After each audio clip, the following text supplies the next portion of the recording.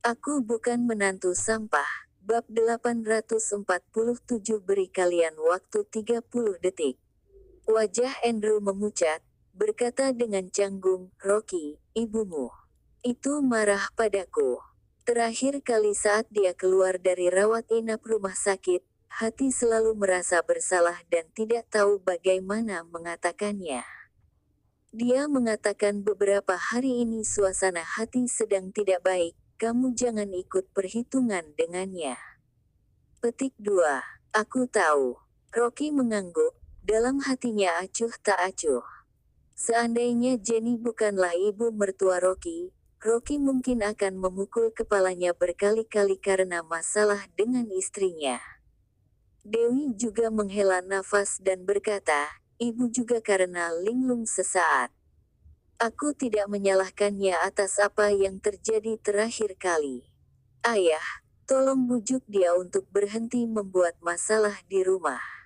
Sekarang kerjaan di kantor sedang banyak, aku tidak bisa menemaninya ribut sepanjang waktu. Petik 2. Rocky berkata dengan suara dingin, pokoknya, aku berbicara tentang hal-hal buruk dulu. Aku boleh saja tidak menyebutkan lagi masalah sebelumnya, tetapi ke depannya, jika Jenny menyerang istriku ataupun anakku lagi, maka jangan salahkan aku karena aku bersikap kejam. Petik 2. Andrew menghela nafas, mengangguk dalam diam. Jenny berada di kamar tidur, saat mendengar ancaman Rocky, dia menjadi sangat marah, kemudian mengambil vas dan melemparkannya ke pintu. Anak ini, bukankah hanya sampah yang dibuang oleh keluarga Lin, rupanya semakin arogan di rumah. Sekarang seluruh keluarga Liu tampaknya telah menjadikan Rocky sebagai tuan rumah ini, dan Jenny tidak memiliki kedudukan sama sekali. Setelah insiden Jenny meminum obat, Jenny marah hingga diam di kamar selama 2 hari. Saat keluar, Jenny sama sekali tidak mempedulikan Rocky dan hanya memperlakukannya sebagai udara. Rocky terlalu malas mempedulikannya, lagi pula, selama Jenny tidak membuat masalah, Rocky akan diam. Namun, setelah diberikan oleh Rocky sekali itu, Jenny akhirnya berhenti selama beberapa hari, dengan jujur memasak di rumah dan menjaga putrinya yang sedang hamil. Sekarang Jenny mengetahui bahwa perusahaan Arta Dewi telah menerima pesanan besar 3 triliun. Jenny memperlakukan putrinya sebagai harta karun, setiap hari memasak sup ayam dan sup merpati, takut putrinya kelelahan. Di sisi lain, Jenny juga merasa bersalah, karena kejadian sebelumnya, Jenny sekarang melipat gandakan kebaikannya kepada putrinya. Terhadap Rocky, Jenny juga tidak berani memarahinya untuk saat ini, agar tidak mengecewakan putrinya lagi. Di dalam rumah sudah jauh lebih tenang, dan Rocky juga punya waktu untuk menangani urusan perusahaan Nogo. Sekarang bisnis perusahaan Nogo sedang melonjak dan banyak pelanggan utama yang telah ditingkatkan, dan investasi dari semua pihak juga berkembang dengan baik. Saat ini, semua bos besar dan kecil kota sahaja berusaha untuk mencari tahu siapa bos misterius, Weho, dan ingin bekerja sama dengannya. Pimpinan perusahaan Nogo umumnya tetaplah Lian. Broto ingin mengambil alih grup farmasi, Ren Hetang, milik keluarga Ren, juga tidak mungkin terus tinggal di kota sahaja untuk menangani urusan perusahaan. Saat ini, Rocky menerima sebuah panggilan misterius. "Hei, apakah kamu Tuan Lin? Temanmu sudah minum terlalu banyak. Bisakah kamu menjemputnya?" "Teman apa?" Rocky terkejut, dan juga, "Siapa kamu?" "Aku pelayan di sebuah bar. Kamu akan tahu setelah datang." Temanmu terus memanggil namamu saat dia mabuk. Rocky mengerutkan kening setelah menyelesaikan panggilan. Siapa sebenarnya yang kenal dengan dirinya dan mabuk di bar? Apakah Bastian? Saat memikirkan ini, kemudian langsung menyangkalnya. Bastian dibesarkan di tim pasukan khusus sejak kecil, tidak mungkin mabuk seperti ini. Meskipun mabuk, dia tetap akan waspada. Mungkinkah Maggie, gadis ini? Saat memikirkan ini, Rocky tiba-tiba menjadi pusing. Sangat mungkin adalah Maggie. Gadis ini memiliki temperamen yang liar, tidak ada yang bisa mengendalikannya. Mungkin saja pergi ke bar untuk bermain, dan mungkin saja sampai mabuk. Rocky segera mengambil kunci mobil dan melangkah keluar. Setelah beberapa saat, mobil berhenti di depan pintu bar Night Dream. Rocky melangkah masuk, dan sekilas, melihat sosok yang tampak lemas di geladak, seketika tertegun. Rocky pikir itu adalah Maggie, tetapi tidak disangka itu adalah orang yang tidak terduga. Hanya terlihat Yulia mengenakan seragam all hitam, wajahnya yang cantik memerah dan rambutnya acak-acakan. Dia setengah lumpuh di atas sofa, dua kaki panjang dengan stoking hitam tembus pandang diletakkan di atas meja kopi. 4-5 botol anggur diletakkan di atas meja, semuanya kosong. Beberapa pria duduk di sampingnya, tertawa menyeringai dengan jahat, menatapnya dari atas ke bawah. Salah satu pria itu mencoba menjangkau dan menariknya. Hehe, cantik. Apa kamu minum terlalu banyak? Ayo, ikut abang pergi, abang akan membawamu ke tempat yang bagus. Sambil tersenyum, pria itu dengan rakus memandang Yulia dari atas ke bawah, mengulurkan tangan memegang lengannya. Tepat ketika tangannya hendak menyentuh bahu Yulia, tiba-tiba dari samping ada uluran tangan dan menangkap lengannya. Sial, siapa yang... Pria itu menoleh dengan marah dan hendak berteriak. Tiba-tiba, kekuatan yang sangat besar dan tak tertandingi menarik pergelangan tangannya dan langsung mengangkatnya. Tes, sakit sakit sakit. Pria itu tiba-tiba mengerutkan wajahnya kesakitan dan terus berteriak. Rocky melepaskannya, dengan tatapan dingin melihat pria itu terjatuh ke lantai dan berkata dengan dingin, "Keluar." Apa? Pria dekil dari mana ini? Beberapa pria lainnya langsung berdiri dan mengepung Rocky dengan tatapan galak. Salah satu pria dengan tato di lengannya juga mengambil botol anggur dan menghempaskannya di atas meja kopi. Lalu berkata dengan galak, tidak bertanya-tanya terlebih dahulu, "Ini tempat siapa? Datang kemari untuk merebut seorang gadis dari kami. Apakah sedang mencari mati?" Petik 2. Rocky melihat sekeliling dan berkata dengan tenang. "Beri kalian waktu 30 detik, keluar dari sini." "Brengsek, kamu pikir kamu siapa?" begitu belagu. Sekelompok pengganggu tiba-tiba menjadi marah. "Bocah dari mana? Datang kemari dengan begitu tidak sopan. Apakah sudah tahu siapa milik tempat ini? Gadis ini adalah milik kami malam ini. Aku ingin melihat siapa yang berani merebutnya dari kami." Di tengah suara kutukan, ekspresi wajah Rocky tenang, mengambil sepotong permen karet dari meja kopi sambil mengunyah, sambil mengangkat pergelangan tangannya untuk melihat arloji. Hitungan mundur dimulai. 15, 14, 13. Pria bertato itu tertawa terbahak-bahak dan menunjuk ke hidung Rocky dan berteriak, "Apakah kalian sudah melihatnya? Pria konyol ini, dia pikir dirinya akan berubah wujud dalam 30 detik. Hahaha, kita tunggu 30 detik, kalau waktunya habis, kita akan menjatuhkannya dan memanggil ayah." Manajer di sebelahnya berlari mendekat dan dengan ketakutan, tersenyum pada Rocky, "Bang, sebaiknya kamu cepat pergi, jangan mempermalukan diri sendiri." Rocky mengabaikannya dan berdiri diam. 5, 4, 3, 2, 1. Pria bertato itu mencondongkan tubuh ke depan dan menutup sambil tersenyum. Lihatlah, hahaha, bocah ini akan berubah wujud, pria dekil akan menjadi manusia sampah.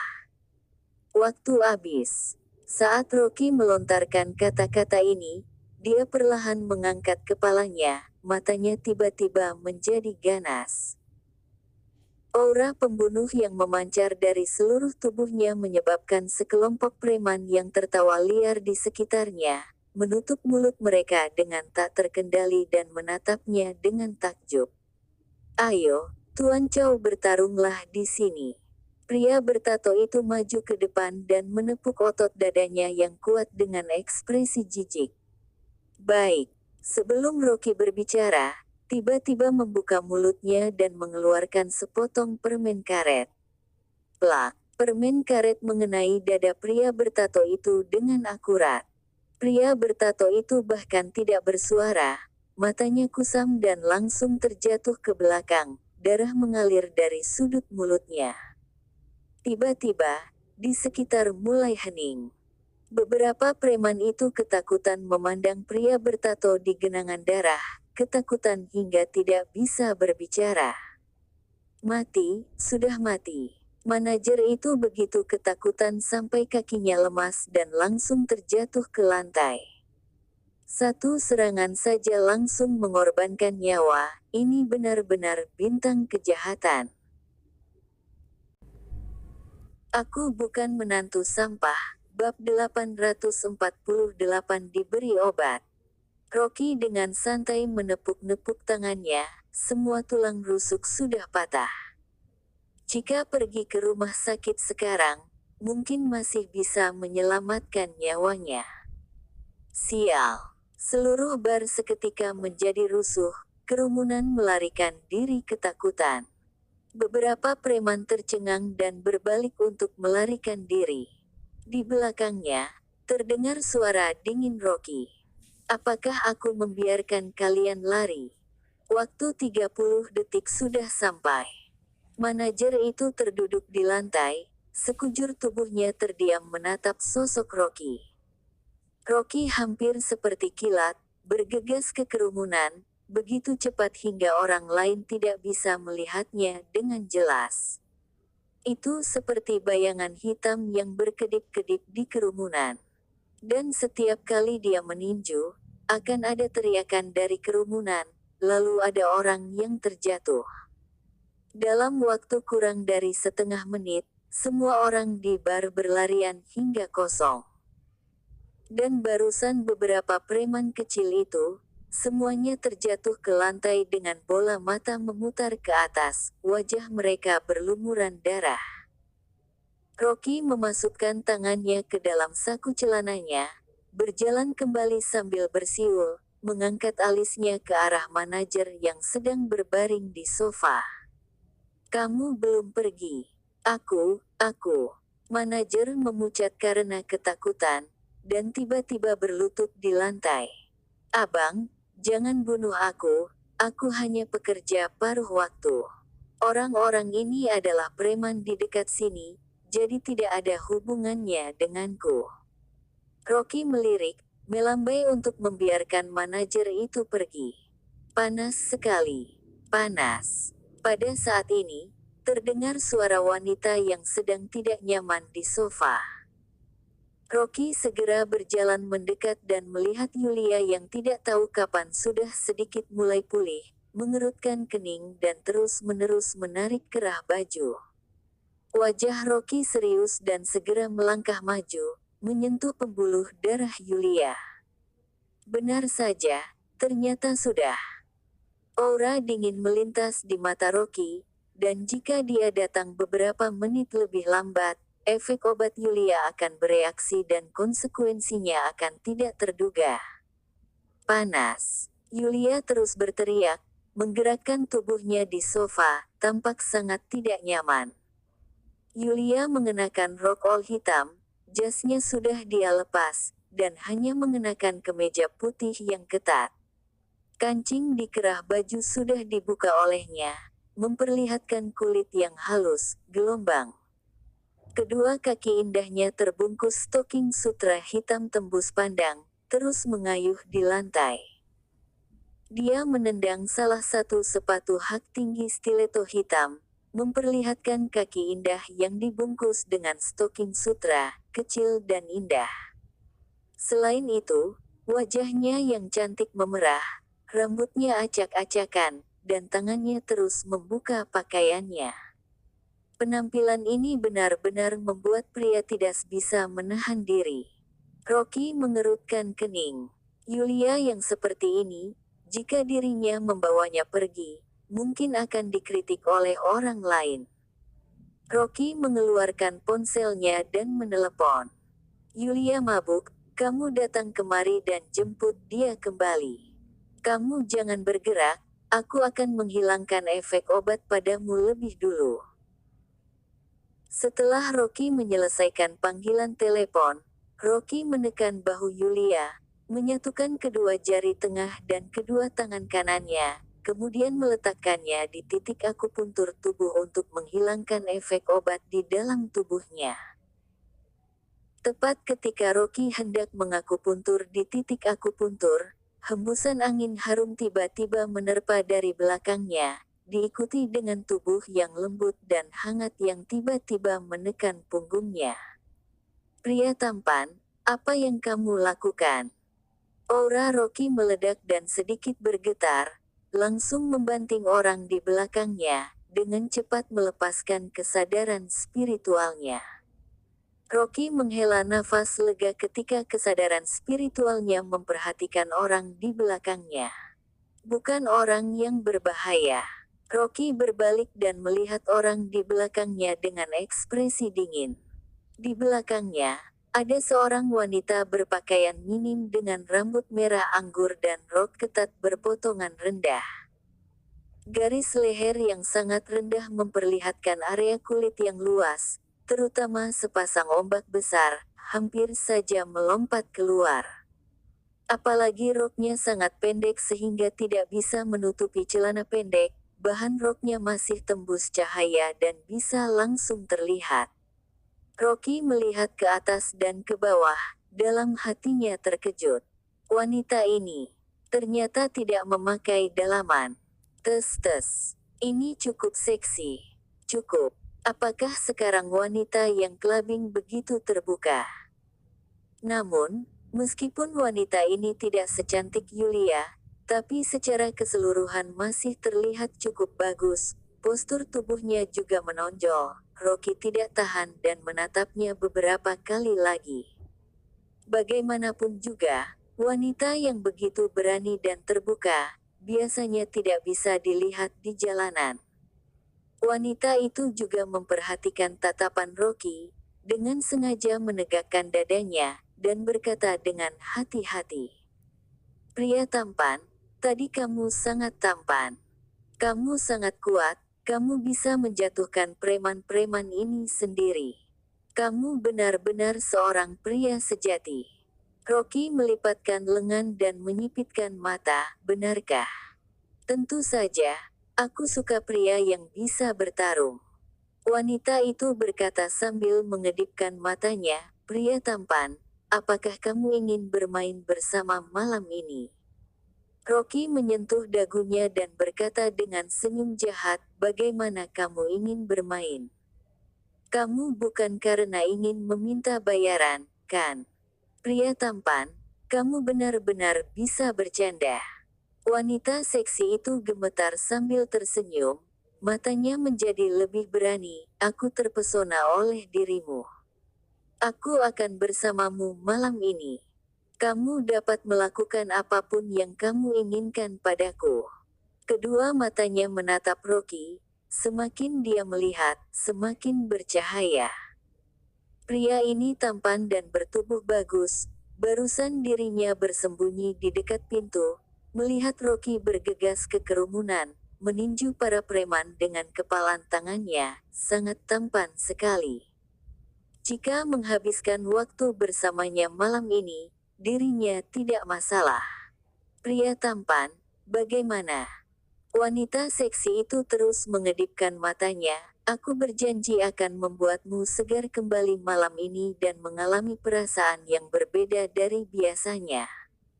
Rocky mengangkat bahu, menoleh dan mengangkat dagunya ke arah sofa, tapi aku punya seorang teman di sini. Tidak apa-apa, aku tidak keberatan. Wanita seksi itu terkekeh, semua orang keluar untuk bermain, itu tidak terlalu terkendali. Jika kamu tidak rela, bawa dia juga, kita bertiga bisa bermain bersama. Maksudmu, kita bertiga pergi ke hotel bersama? Rocky mengangguk, tiba-tiba berkata, hanya saja produk jalanan seperti dirimu ini, jika menghapus riasannya maka akan tampak seperti wanita jelek. Aku tidak tertarik. Wanita seksi itu mengedipkan mata, wajahnya berubah tiba-tiba, menatap Rocky dengan marah. Rocky sepertinya tidak melihatnya, menggelengkan kepalanya dan berkata, tidak hanya jelek, tapi benda-benda di tubuh juga palsu. Setidaknya ada 3 kati silikon yang terisi di dalam, kan? Wajah juga sudah pernah dioperasi. Aku tidak suka yang produk palsu. Kamu, omong kosong apa yang kamu bicarakan? Wanita seksi merasa bersalah, memaksa diri untuk tenang dan berseru, aku murni dan alami. Seluruh tubuhku ini alami, tidak pernah melakukan operasi plastik. Hehe, Rocky berkata dengan tertawa geli, hei, hidungmu bengkok, tidakkah kamu meluruskannya? Wanita seksi itu terkejut, dan dengan cepat mengulurkan tangan dan meluruskan hidungnya. Plak, hidung bengkok itu akhirnya patah. Dia sangat marah, menunjuk ke hidung Rocky dan mengutuk, bagus, kamu begitu belagu. Aku lihat kamu bisa belagu sampai kapan, sebentar lagi, aku akan membuatmu berlutut di tanah dan memohon padaku. Setelah selesai berbicara, wanita seksi itu tiba-tiba merobek roknya, lalu membuka garis lehernya dan kemudian mengacak-acak rambutnya. Kemudian menjatuhkan dirinya ke sofa, menangis dan berteriak. Kemarilah seseorang, ada pelecehan. Suaranya menggema di seluruh ruangan bar, tapi Rocky berkata padanya dengan ekspresi mengejek. Bos mempekerjakanmu untuk berakting, tapi kemampuan aktingmu sangat buruk. Uangnya dihabiskan pada tempat yang salah. Apa maksudmu? Wanita seksi itu bertanya dengan perasaan bersalah.